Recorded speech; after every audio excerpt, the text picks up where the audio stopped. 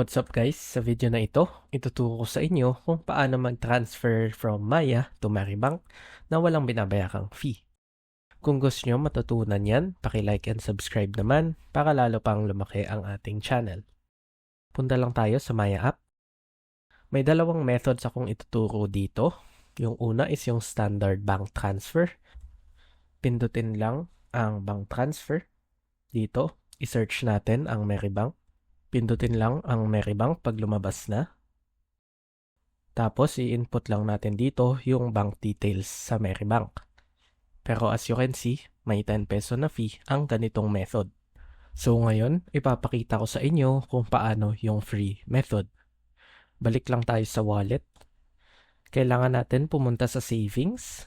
Kung wala pa kayong savings account, gumawa lang kayo. Sobrang worth it naman since may 3% interest ito.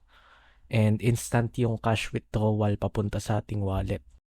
Pindutin lang dito ang transfer. Piliin ang to other banks and wallets. I-search lang ulit ang Maribank. Tapos pindutin lang natin ito. Dito, ilalagay lang natin ulit yung bank details tulad ng name and account number na makikita natin sa top left ng Maribank app. Tapos, ilagay lang dito ang amount na gustong i-transfer.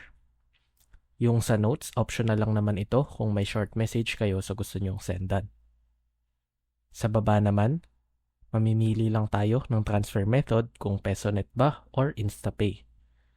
Pareho silang may minimum transfer amount na 100 pesos. Ang InstaPay ay instant transfer pero mas maliit ang transfer limit and may fee din ito na 10 pesos. Ang PesoNet naman has zero fee, higher transfer limit, pero magte-take ng 1 to 3 business days ang pagta-transfer. So, kung kailangan nyo agad yung pera, I would suggest na gamitin nyo yung InstaPay at bayaran nyo na lang yung 10 peso fee. Pero kung hindi naman urgent na kailangan yung pera, PesoNet na lang ang pipiliin ko.